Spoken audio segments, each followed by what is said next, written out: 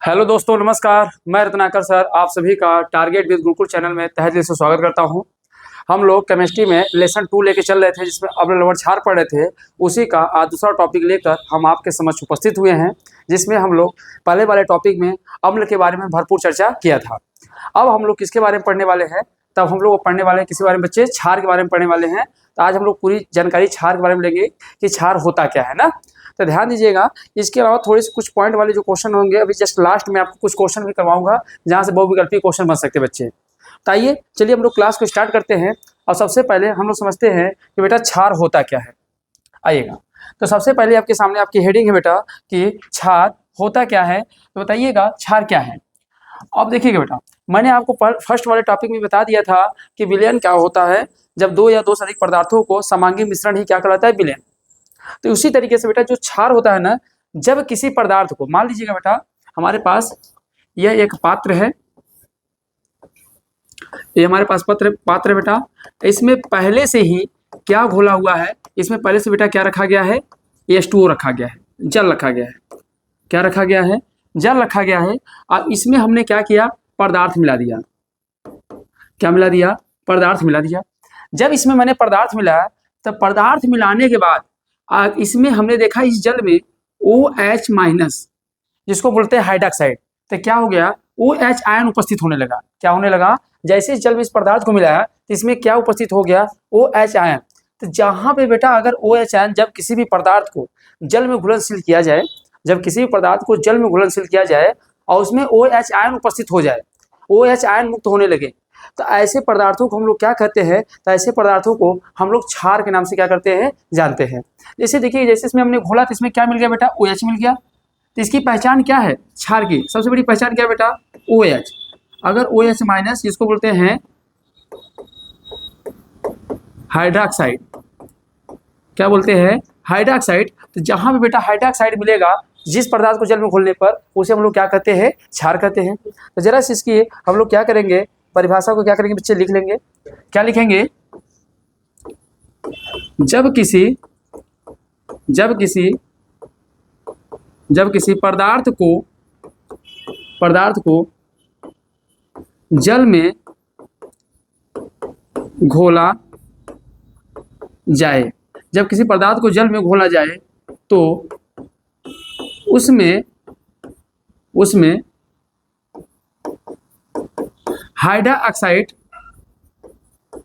Hydroxide मुक्त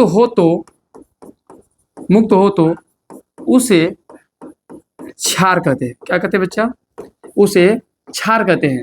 तो जब किसी भी पदार्थ को जल में घोला जाए तो उसमें अगर OH ऋण आयन, जिसको हम लोग हाइड्रोक्साइड बोलते हैं, अगर ये मुक्त हो तो उसी को हम लोग क्या कहते हैं बच्चे? क्षार कहते हैं।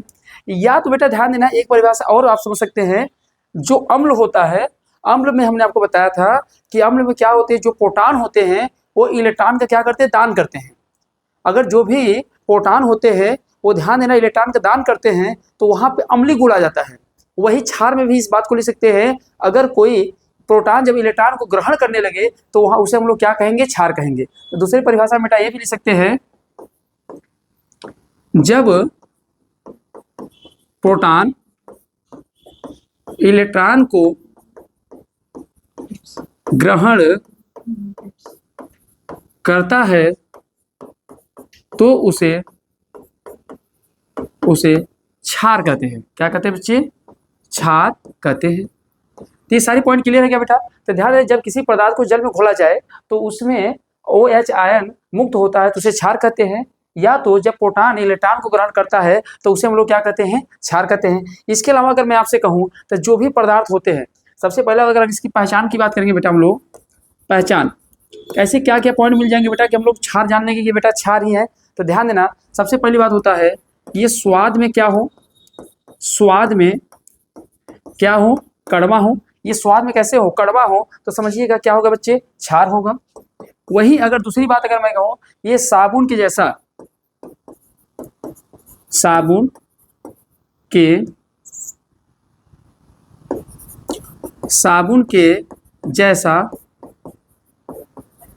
चिकना हो, साबुन के जैसा चिकना हो तब भी इसे हम लोग बच्चे क्या कहेंगे, तो क्षार कहेंगे। अगर साबुन जैसा चिकना हो तब भी इसे हम लोग क्या कहेंगे, क्षार कहेंगे। स्पर्श करने में कैसा हो, चिकना हो जाए। वही दूसरी बात अगर कहा जाए, अगर इसकी तीसरी बात अगर कहा जाए बेटा, तो ये कह सकते हैं कि स्वाद में कड़वा हो, साबुन जैसे चिकना हो। अब इसमें कोई गंध नहीं होता है। अगर देखेंगे जो क्षार होता है ना, तो क्षार में कोई गंध नहीं होगा, जबकि वही अम्ल होगा ना, तो अम्ल में आपको गंध महसूस होगा, पर क्षार में उसका गंध नहीं मिलेगा आपको। तो जो क्षार होता है उसमें गंध क्या होता है बेटा, नहीं पाया जाता है। साबुन जैसा चिकना होगा, स्वाद में कड़वा होगा, या तो मैंने आपको बताया था क्या प्रोटॉन इलेक्ट्रॉन को क्या करे, ग्रहण करे। प्रोटॉन क्या करे बेटा, इलेक्ट्रॉन को ग्रहण करे। ये अगर सभी पॉइंट होते हैं तो उसी को हम लोग क्या कहते हैं, क्षार कहते हैं। तो क्या क्षार की परिभाषा आपको समझ में आ गई, क्षार किसे कहते हैं? तो हमने आपको क्षार क्या समझा बेटा, जब किसी पदार्थ को जल में घोला जाए तो उसमें OH आयन मुक्त हो तो उसे क्या कहेंगे, क्षार कहेंगे। और जब प्रोटॉन इलेक्ट्रॉन को ग्रहण करता है तो भी वो क्या बनाता है, क्षार बनाता है। और वही अगर पहचान के देखें, स्वाद में कैसा होगा, कड़वा होगा, साबुन के जैसा कैसा होगा, चिकना होगा, और इसमें कोई भी गंध नहीं होता है। और प्रोटॉन इलेक्ट्रॉन को ग्रहण करेगा तब भी क्या बनेगा बच्चे, क्षार बनेगा। ये सारे अगर पॉइंट आपको क्लियर हो तो हम लोग आगे बढ़ते हैं। फिर अगले पॉइंट को हम लोग समझने चाहेंगे कि आखिर क्षार कितने प्रकार के होते हैं। ठीक है, तो आइए चलिए हम लोग आगे बढ़ते हैं। आप लोग स्क्रीनशॉट ले लीजिए इसे। चलिए अगला पॉइंट हम लोग देखते हैं, क्षारकों के प्रकार। बच्चे अगर क्षारकों के प्रकार की बात करेंगे बच्चे, तो ध्यान देना है, क्षारकों को हम लोग दो भागों में बांटा गया है। एक तो जल में विलेयता के आधार पे, एक जल में विलेयता के आधार पे जो जल में घुले, और दूसरा सांद्रण के आधार पे, सांद्रता के आधार पे। तो क्षार को कुल क्या क्या दो भागों में बांटा गया है, और इन्हें भी कितने भागों में बांटा गया है, दो भाग में। एक प्रबल क्षार, दूसरा क्या है, दुर्बल क्षार। एक क्या है, सांद्रण क्षार, और दूसरा क्या है, तनु क्षार। तो आइए एक को समझते हैं, क्या कहते हैं किसको। अगर प्रबल क्षार की बात करेंगे बेटा, तो आप समझिए कि प्रबल क्षार किसे कहते हैं, जब जल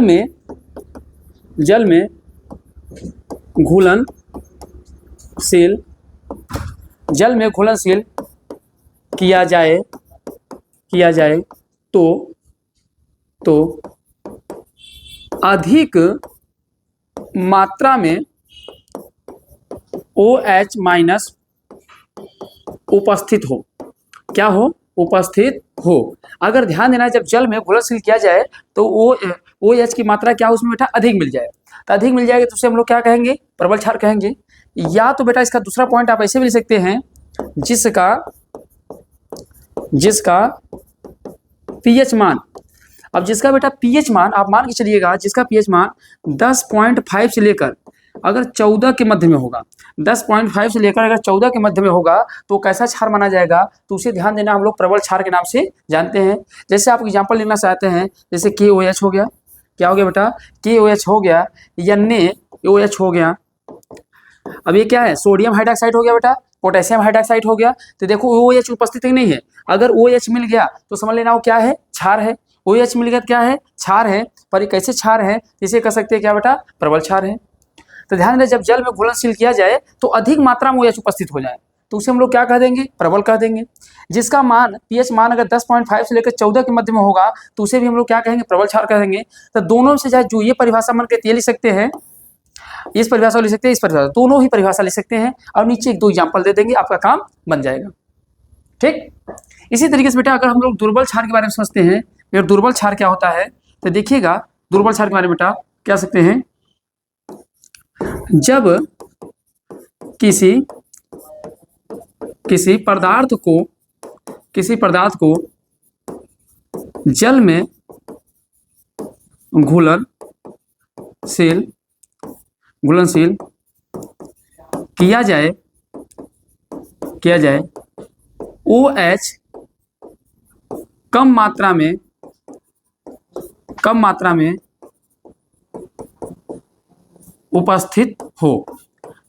में उपस्थित हो। क्या बोल सकते हैं बेटा, जब किसी पदार्थ को जल में घुलनशील किया जाए तो उसमें OH मात्रा क्या हो, कम मिले।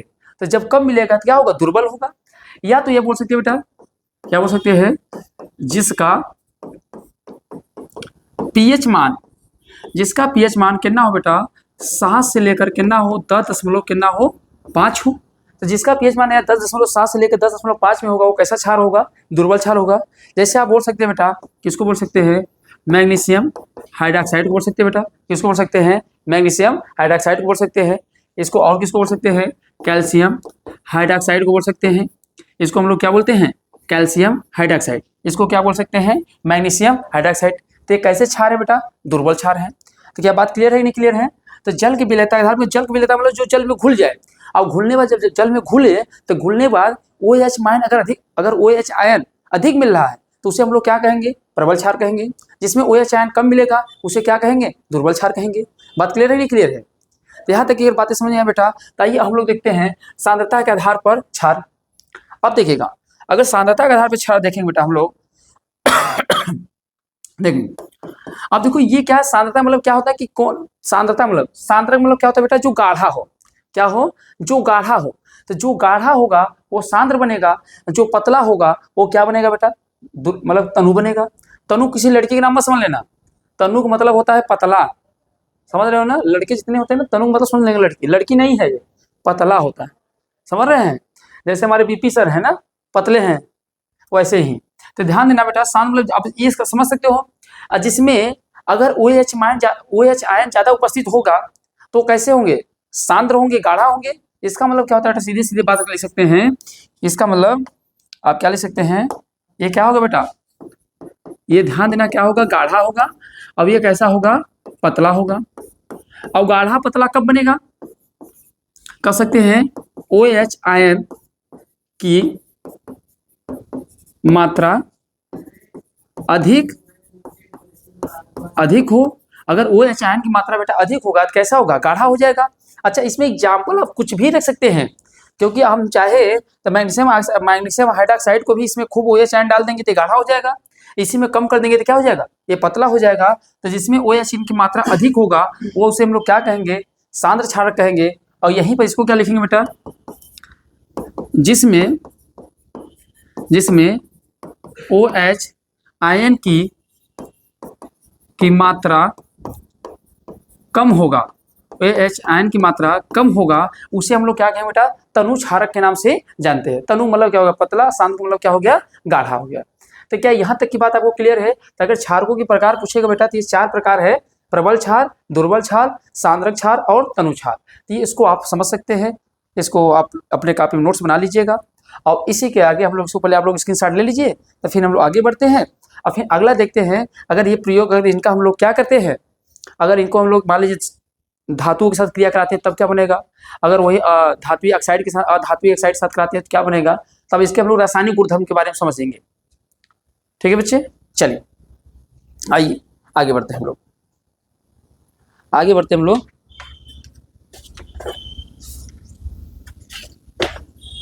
देखिएगा।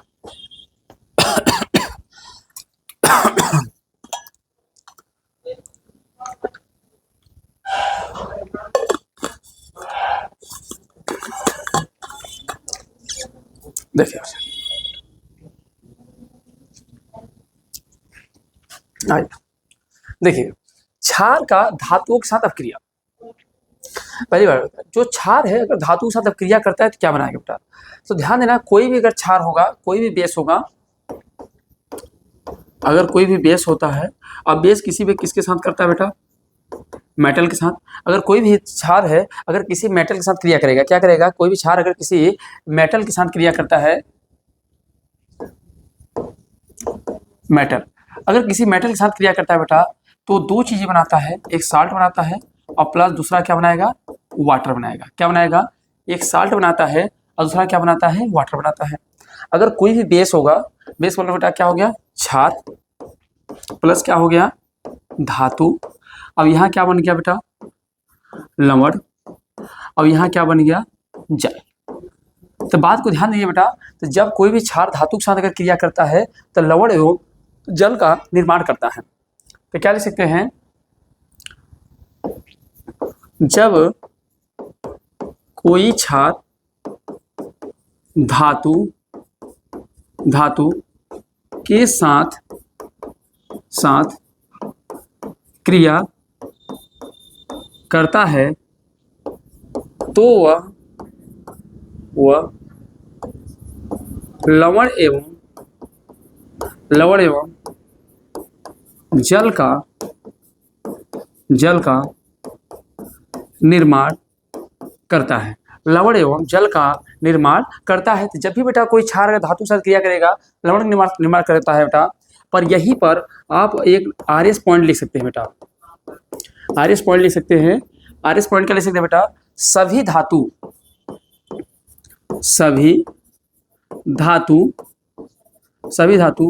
क्षार के साथ अभिक्रिया नहीं करते हैं। ध्यान देना है, सभी धातु क्षार के साथ क्या करते हैं बच्चे? अभिक्रिया नहीं करते। इस पॉइंट को याद कर लीजिएगा। मतलब सभी धातु क्षार के साथ अभिक्रिया नहीं करेंगे, पर कुछ धातु है जो क्षार के साथ अभिक्रिया करते हैं। जैसे बेटा अगर एग्जाम्पल हम लोग लेना चाहें, जैसे इसके एग्जाम्पल ले लें तो आपको समझ में आ जाएगा बात को क्लियर से। जैसे हमने ले लिया बेटा, क्या ले लिया? क्षार ले लिया बेटा, NaOH। अब NaOH को हम लोग क्या बोलते हैं? Sodium hydroxide. क्या बोलते हैं बेटा? सोडियम हाइड्रोक्साइड बोलते हैं। तो ये सोडियम हमारा हाइड्रोक्साइड हो गया। अब इसको हम लोग किसी धातु के साथ बेटा किसको ले लेते हैं? जिंक। ये हमारे पास क्या है?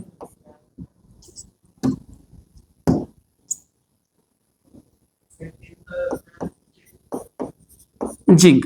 तो ध्यान देना, सोडियम हाइड्रोक्साइड जो जिंक के साथ जब क्रिया करता है तो ये बनाता क्या है? तो ये ध्यान देना है, यहां से क्रिया करके आपको क्या बना देगा? हाइड्रोजन गैस को क्या करेगा बेटा? ध्यान देना है, यहाँ यार सॉरी ये गलती हो गया बच्चे, सुधार लीजिएगा। यहाँ साल्ट होगा और साल्ट के साथ बेटा ध्यान देना हाइड्रोजन गैस होगा। क्या होगा? हाइड्रोजन गैस होगा। हाइड्रोजन गैस मुक्त करेगा। तो इस पॉइंट को बेटा आप लोग यहाँ से भी सुधार लीजिएगा, तो मिस्टेक हो गया। लवण और जल नहीं बेटा, क्या बनाएगा? ये ध्यान देना है, H2।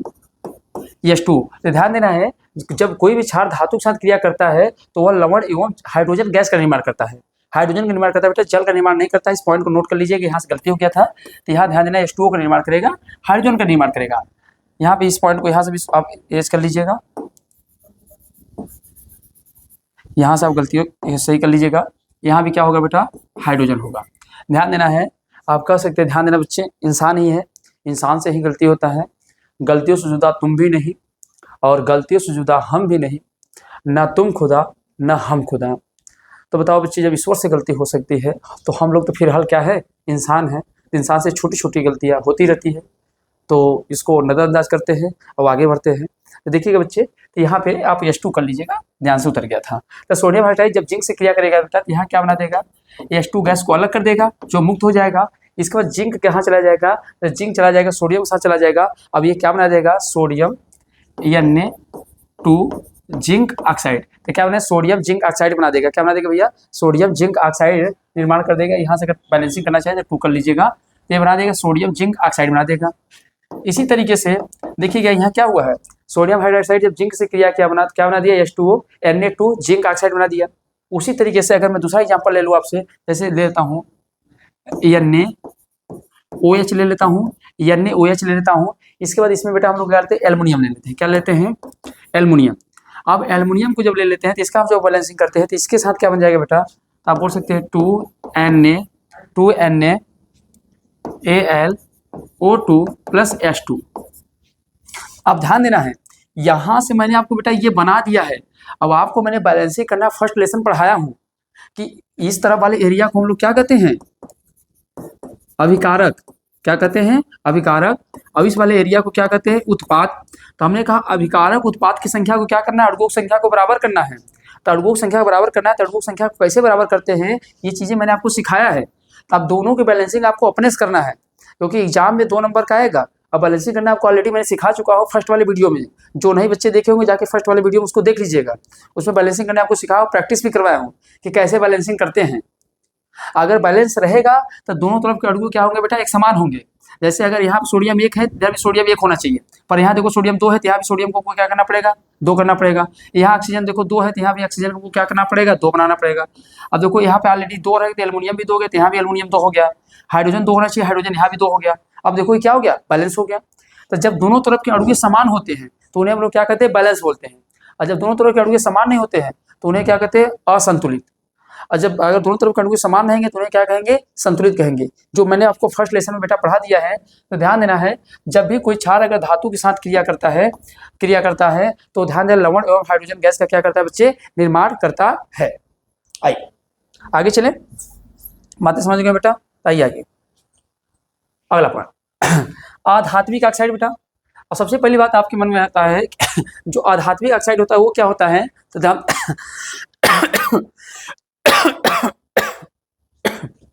देखिएगा, जब जब जब ध्यान देना है, आधात्विक जब ऑक्सीजन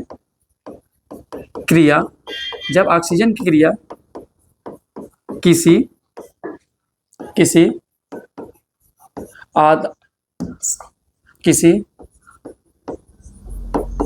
अधातु के साथ होता है, ध्यान देना है, जब ऑक्सीजन की क्रिया किसी अधातु के साथ होता है तो वह अधात्विक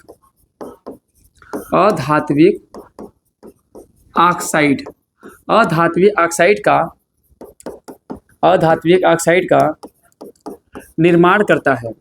किसका निर्माण करता है, अधात्विक ऑक्साइड का क्या करता है बच्चे, निर्माण करता है। जो बातें मैंने आपको समझाया, ध्यान देना, यहाँ से अधात्विक ऑक्साइड का निर्माण करेगा। कैसे करेगा, यहाँ समझिएगा। जैसे एक कार्बन है, तो कार्बन क्या है, अधातु है, इसके साथ जोड़ दिया क्या बेटा, ऑक्सीजन, तो क्या बन गया, कार्बन डाइऑक्साइड। समझ रहे नहीं समझ रहे हैं, तो क्या बन गया, कार्बन डाइऑक्साइड बन गया। इसी तरीके से बेटा हम लोग कई सारे यौगिकों को हम लोग निर्माण कर सकते हैं, कार्बन डाइऑक्साइड बना सकते हैं। इसी कार्बन को केवल ऑक्सीजन बैलेंसिंग करने के लिए बेटा यहाँ कर सकते हैं। अगर आप लोग बैलेंसिंग करना चाहेंगे, काम किया करो भाई, इसको ऐसे लिख सकते हैं, कार्बन हो गया प्लस ऑक्सीजन हो गया, इसको क्रिया किया कार्बन डाइऑक्साइड बन गया। यहाँ देखो टू है तो ऑलरेडी ये क्या बेटा बैलेंसिंग में है। ऐसे कार्बन आपको ऑक्सीजन के साथ करोगे तो क्या बनेगा, कार्बन मोनोऑक्साइड बन जाएगा। ये क्या बन जाएगा, कार्बन मोनोऑक्साइड। मैंने अगले वीडियो में से बताया था कार्बन मोनोऑक्साइड को हम लोग कौन सी गैस के नाम से जानते हैं, जरा बताइएगा कमेंट के माध्यम से, बताइएगा किसको और किस नाम से जानते हैं हम लोग। ठीक है, अब आइएगा, अगर हम लोग देखें तो अगर इसी तरीके से बेटा हम लोग करें तो कोई भी अम्ल ले लेते बेटा। जैसे हमने ले लिया 2NaOH, क्या ले लिया, 2NaOH लिया, सोडियम हाइड्रोक्साइड ले लिया। अब इसको हमने क्या किया बेटा, अधात्विक ऑक्साइड।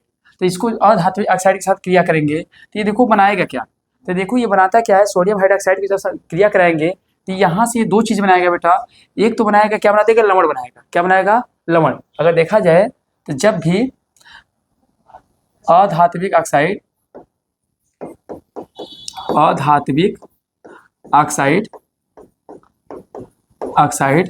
प्लस क्षार अगर रहता है तो ध्यान देना है, लवण प्लस जल का निर्माण करेगा। क्या करेगा बच्चे, लवण प्लस जल का निर्माण करता है। तो जब कार्बन डाइऑक्साइड के साथ इसका क्रिया कराएंगे तो एक तो बना देगा, क्या बना देगा, सोडियम कार्बोनेट बना देगा। क्या बना देगा बेटा, Na2CO3 बना देगा, और प्लस क्या बना देगा, H2O।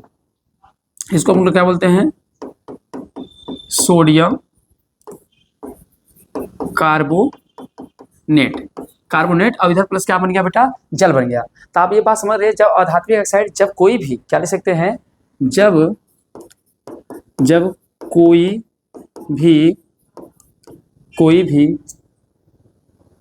भी क्षार अधात्विक ऑक्साइड से क्रिया करता है तो वह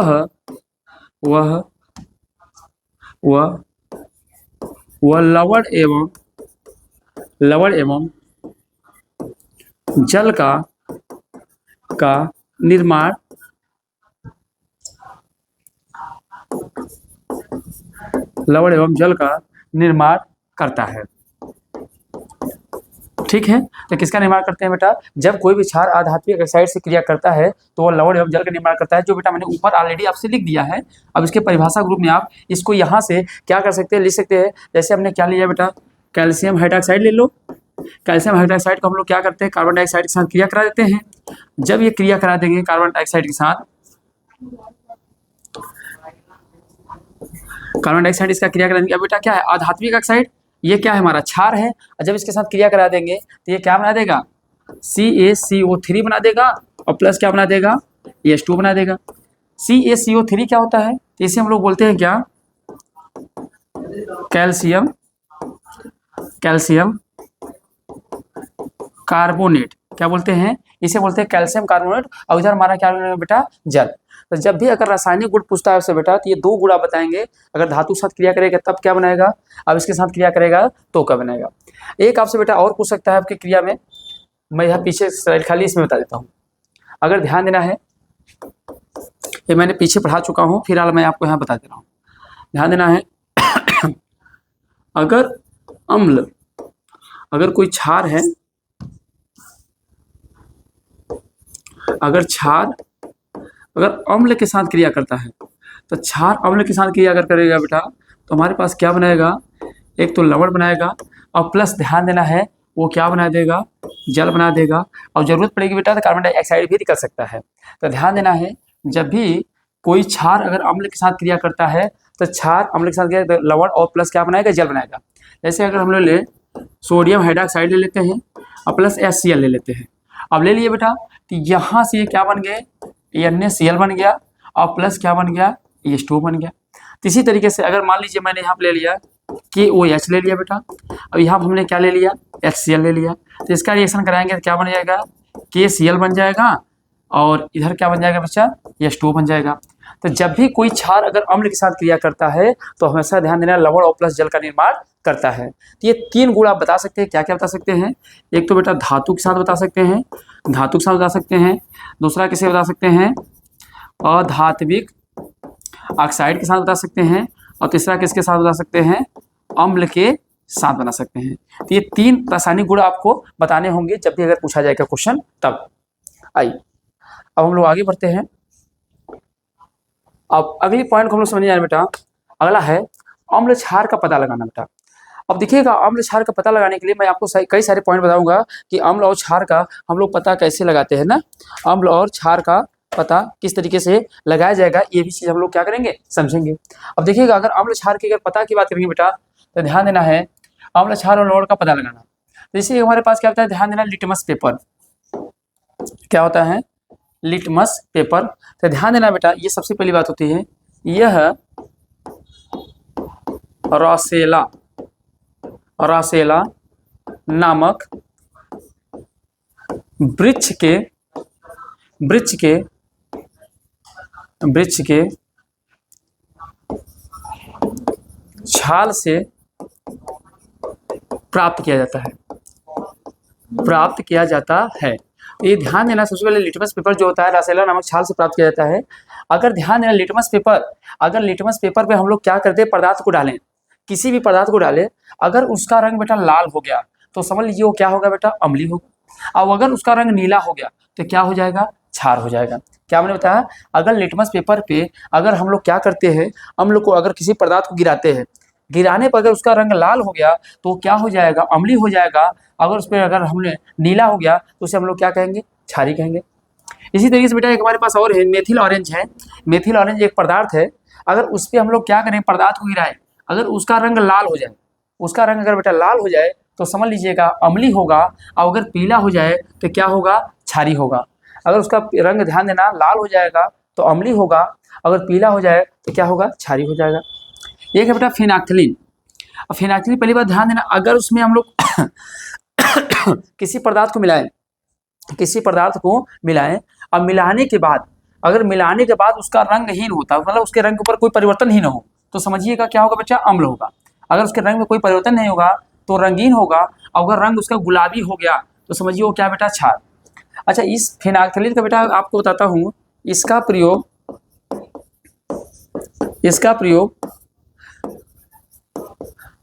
घूसखोरी में करते हैं। बेटा कैसे हम करते हैं, अगर मान लीजिए इसका घूसखोरी कैसे पता करते हैं, ये क्योंकि जो है फिनाक्थिलीन का रंग रंगहीन होता है, ये ऊपर से इसे अगर आपके हाथ में लग गया है ना तो दिखाई नहीं देगा। जैसे मान लीजिएगा आप किसी नेता के पास पहुंचे और उसको क्या किया, अपना काम करवाने के लिए कुछ पैसा दिए, और पैसा दिए तो पैसे के ऊपर आपने क्या किया, फिनाक्थिलीन गिरा दिया। अब फिनाक्थिलीन गिरा दिया तो ऊपर से उस फिनाक्थिलीन में रंग नहीं दिखाई देता है, तो जब उस देता होगा, कोई भी मेंबर होगा, जब उस नोट्स को गिनेगा तो गिनने से उसके ऊपर क्या लग जाएगा, फेनाक्टिलिन लग जाएगा। और जब फेनाक्टिलिन लग जाएगा तो दिखाई देगा नहीं।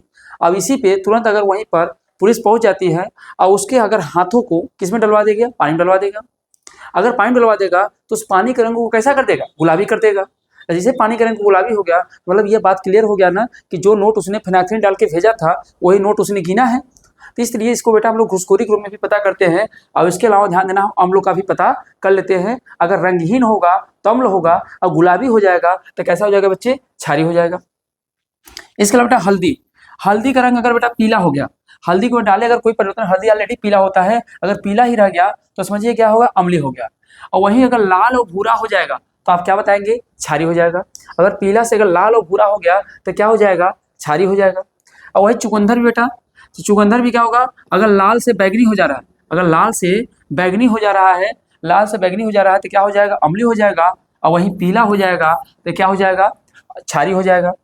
लाल गोभी पत्ता अगर लाल से बैगनी हो गया तो ध्यान देना क्या होगा, अम्लीय होगा। और हरा अगर रहेगा तो ध्यान देना क्षारीय। तो आपसे ऐसे पूछा जा सकता है कौन से। इसके अलावा बेटा कुछ और चीज हमारे पास है, जैसे अगर मैं आपसे कहूँ पीएच मान, अगर पीएच मान, अगर मैं पीएच मान की बात करता हूँ बच्चे यहीं से, तो एक पॉइंट आप लिख सकते हैं पीएच मान के तौर पे। अगर पीएच मान बेटा ध्यान देना 0 से लेकर अगर 7 है तो क्या हो जाएगा, अम्लीय हो जाएगा। 0 से लेकर 7 है तो कैसा हो जाएगा, अम्लीय हो जाएगा।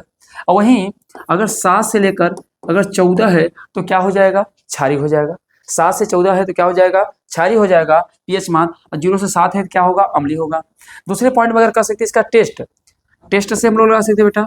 अगर टेस्ट में ये ध्यान देना है, अगर खट्टा होगा, अगर ये खट्टा होगा तो कैसा होगा, अम्लीय होगा। अगर चखेंगे अगर खट्टा होगा तो क्या होगा, अम्लीय होगा। और वहीं पर अगर कड़वा होगा क्या होगा बच्चे,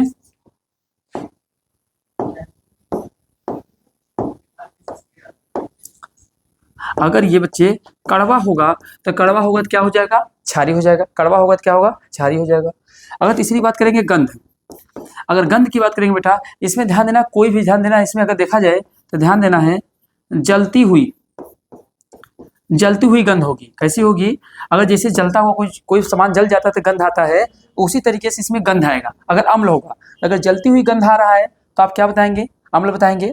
और वहीं अगर कोई रंगहीन, मतलब कोई गंध ही ना हो, गंध नहीं आता हो, गंध नहीं आता है तो समझिएगा बेटा वो क्या है, क्षारीय है। गंध नहीं आता है तो क्या है, क्षारीय है।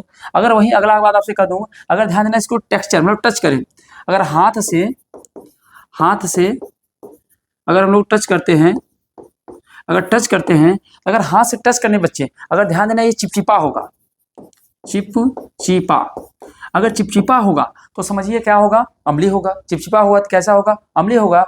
और वहीं अगर सिलिकन जैसा होगा, सिलिकन मतलब हाथ रखिए सिलिक जाएगा, साबुन जैसा, जैसे हाथ साबुन देखेंगे तो क्या होगा, सिलिकन होगा। तो अगर सिलिक जाएगा तो क्या होगा, अम्ल होगा बेटा। एक तरीके से अगर आप देखा जाए तो कहीं ना कहीं अम्ल क्षार में अंतर भी हो जा रहा है। अगर लिटमस पेपर लाल लाल हो रहा है तो क्या हो जाएगा बेटा, लिटमस पेपर लाल है तो अम्ल होगा। अगर वही नीला हो जा रहा है तो क्या होगा, क्षारीय होगा। मेथिल ऑरेंज लाल है तो अम्ल होगा, और वही पीला हो जाता है क्या हो गया, क्षारीय हो गया। फेनाक्टिलिन अगर रंगहीन है तो अम्ल होगा, गुलाबी हो जाएगा तो क्या हो जाएगा, क्षार हो जाएगा। हल्दी अगर ध्यान देना पीला है तो क्या होगा, लाल हो जाए या भूरा हो जाए तो क्या हो जाएगा, क्षारीय हो जाएगा। चुकंदर लाल से बैगनी हो जाए तो ध्यान देना कैसा हो जाएगा, अम्लीय हो जाएगा। वहीं पीला हो जाए तो क्या हो जाएगा, क्षारीय हो जाएगा। लाल गोभी पत्ता लाल से अगर बैगनी हो गया तो ध्यान देना है तो अम्लीय होगा, और वही हरा हो जाए तो क्षारीय हो जाएगा। पीएच मान 0 से लेकर 7 तक है तो अम्लीय होगा, 7 से 14 होगा तो क्या होगा, क्षारीय होगा।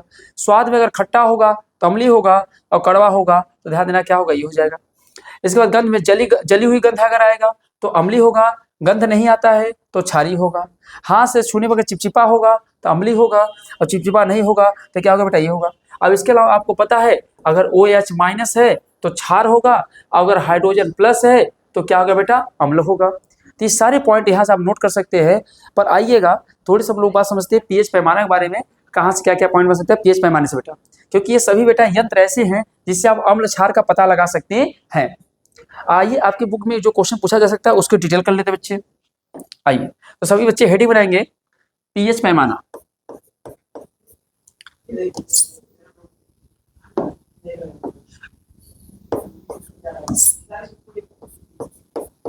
पीएच पैमाना। ध्यान देना बेटा, इसकी खोज अगर पूछा जाए, इसकी खोज डॉक्टर सोरेनसन डॉक्टर सोरेनसन ने किया है। क्या किया बेटा? डॉक्टर सोरेनसन ने इसकी पीएच पैमाने के क्या किया है? खोज किया है। दूसरा पॉइंट इनके बारे में ले सकते हैं, इसमें इसे गणितीय रूप में दर्शाने के लिए 1 से 14 तक अंक का प्रयोग किया गया है। पहली बात तो क्या किया बेटा? 1 से लेकर 14 तक अंकों का क्या किया गया है? प्रयोग किया गया है, इसमें गणितीय रूप से दर्शाने के लिए। अगली पॉइंट अगर देखा जाए तो 1 से 7 तक अंक जो होंगे आपको क्या बताएंगे बेटा? अम्ल के बारे में बताएंगे। किसके बारे में बताएंगे? अम्ल के बारे में। अब इसको भी 2 भागों में बांटा गया है। अगर ध्यान देना, 0 से लेकर 3.5 तक अगर अंक आते हैं, किसी भी पीएच मान का अगर 0.305 आते हैं तो इसे हम लोग क्या कहेंगे? प्रबल अम्ल कहेंगे। क्या कहेंगे बच्चे? प्रबल अम्ल कहेंगे। और वहीं 3.5 से लेकर अगर 7 के बीच में अगर आ रहा है तो उसे हम लोग क्या कहेंगे? दुर्बल अम्ल कहते हैं। क्या कहते हैं? दुर्बल अम्ल कहेंगे। वही अगले पॉइंट के तौर पे अगर देखा जाए तो ध्यान देना है, 7 से अगर 14 तक अंक का प्रयोग है तो उसे हम लोग क्या कहेंगे बेटा? क्षार कहेंगे। अब इसको भी 2 भागों में बांटा गया है। तो ध्यान देना है, अगर 7 से लेकर 10.5 जाते हैं तो उसे हम लोग क्या कहते हैं? इसे ध्यान देना है, दुर्बल क्षार। क्या कहेंगे? दुर्बल क्षार। और वहीं 10.5 से लेकर 14 तक जाते हैं तो उसे हम लोग क्या कहेंगे? प्रबल क्षार कहते हैं। क्या कहते हैं? प्रबल क्षार कहते हैं। ये सारे पॉइंट इसमें डिस्क्राइब किया। अब इसे आइएगा, एक हम लोग क्या करेंगे, इसको तो आप लिखने के लिए लिखेंगे, अब इसका एक डायग्राम तैयार कर लेते हैं, कैसे क्या होगा ना। आइए देखिए बच्चों, अगर मैं आपसे कहूं यहां से यहां तक, एक मैंने डायग्राम तय कर लिया बेटा। 1 हो गया, 1 2 3 4 5 6 7 8 9 10 11 12 13 और 14। इसी तरीके से बेटा कुल हमारे 14 अंकों का पीएच पैमाना में क्या बनाना हो बेटा आप लोग? पीएच पैमाना।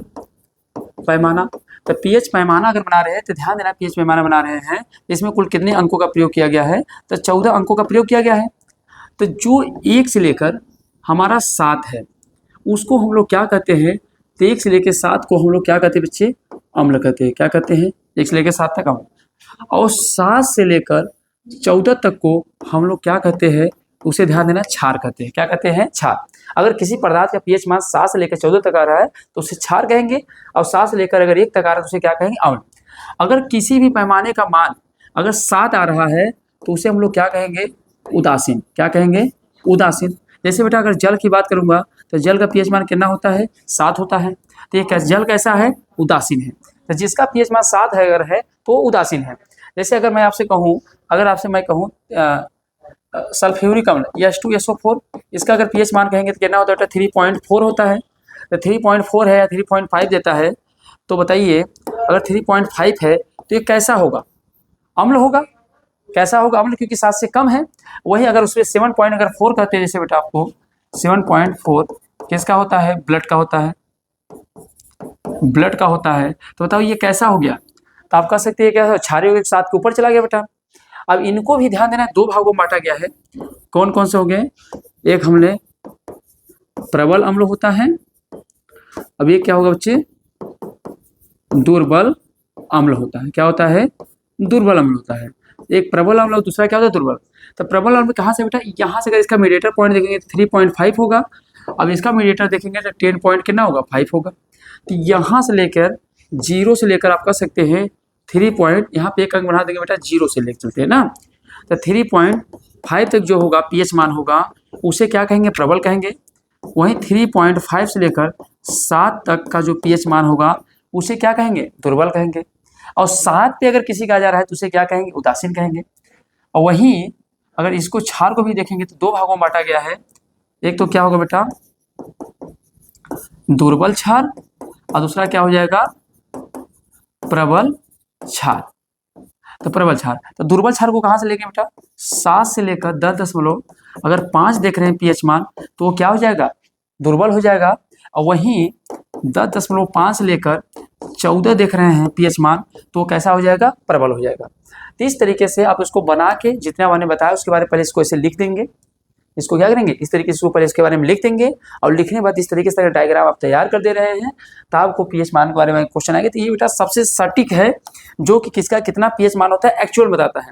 जैसे बाकी जो लिटमस पेपर हो गया और हल्दी हो गया, फेनाक्थिलीन हो गया, मेथिल ऑरेंज हो गया, ये सभी जो है एक तरीके से लगभग बताते हैं कि हाँ ये कड़वा है, खट्टा है, कुछ भी मतलब एक अनुमान विधि है सभी। पर एक तरीके से लॉजिकल मेथड जो है हमारे पास कौन है बेटा, पीएच में माना है। अभी 11th में जाएंगे तो इसको लघुगणक के माध्यम से प्रयोग करके हम लोग इसका पीएच मान का वैल्यू निकालते हैं। पर आपके 10 में इससे रिलेटेड न्यूमेरिकल आते नहीं है, इसलिए इससे रिलेटेड न्यूमेरिकल आपको नहीं बताया जा रहा है, नहीं तो आपको न्यूमेरिकल भी बता दिया जाता।